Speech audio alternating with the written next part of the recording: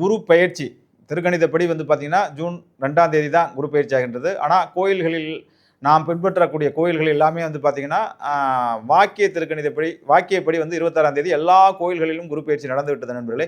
எது எப்படியா இருந்தாலும் இந்த சின்ன கன்ஃப்யூஷன் வேணாம். ஏன்னா வந்து பார்த்தீங்கன்னா, சங்கராச்சாரியார் பெரிய பெரியவர் வந்து உட்கார்ந்து இந்த வாக்கியத்துக்கும் திருக்கணிதத்துக்கும் உள்ள டிஃபரெண்ட்ட பார்த்து எல்லோருமே திருக்கணிதத்தை கடைபிடிங்கங்கிறது ஒரு பெரிய முடிவாக எடுக்கப்பட்டது சங்கர மடத்திலிருந்து. இருந்தாலும் இப்பொழுது வந்திருக்க மாடர்ன் யுகத்தில் வந்து பார்த்தீங்கன்னா, இந்த கன்ஃப்யூஷன் இருந்தது. எப்பொழுதுமே நன்றாக பார்த்தீர்கள் என்றால், குருவானப்பட்டவர் 2 மாதத்துக்கு முன்னாடியே பலன்களை கொடுக்க ஆரம்பித்து விடுவார். அப்படி பார்க்கும்போது ஜெகஜோதியா அற்புதமா அவர் வந்து உச்சம் பெற்ற குரு. அப்படி பார்த்தீங்கன்னா, முன்னாடி 6 மாசம், பின்னாடி மாசம் இதுல 3 மாசம், 4 மாசம் வரை அதிசாரமாகின்றது.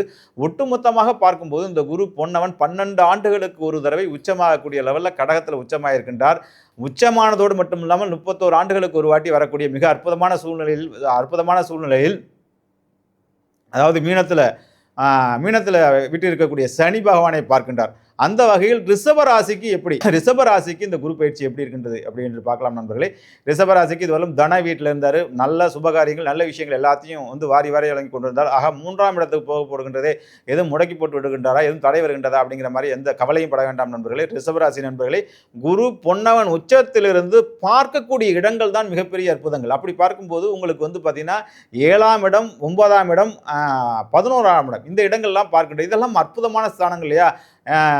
7, 9, 11 அப்படிங்கிறது இந்த 7ஆம் இடத்தை பார்க்கும்போது உங்களுடைய பார்வை 7ஆம் இடத்தை பார்க்கும்போது கூட்டாளிகள், தொழில் முறையில் இருக்கக்கூடிய மனைவிகள் மூலியமாக இருக்கக்கூடிய விஷயங்கள், மனைவரையாக சொத்துக்கள் இது எல்லாமே அதிர்ஷ்டம் கொடுத்து 7ஆம் இடம் வந்து தொழில் ஸ்தானத்து அற்புதமான துறையில் வந்து பார்ட்னர்ஷிப் விஷயங்கள் எல்லாத்தையுமே வந்து பார்வைப்படுவதனால் உங்களுக்கு வந்து வன்பு வழக்கு சண்டை சச்சரவுகள் போன்ற விஷயங்கள்லாம் இதெல்லாம் சரி செய்து மிகப்பெரிய அதிர்ஷ்டத்தை கொடுக்கும். 9ஆம் இடம் என்பது மிகப்பெரிய பாக்கியஸ்தானம். 9ஆம் இடத்தில் இருக்கக்கூடிய குரு உங்களை 9ஆம் இடத்தை பார்க்கறது மகா அற்புதமான நிலை.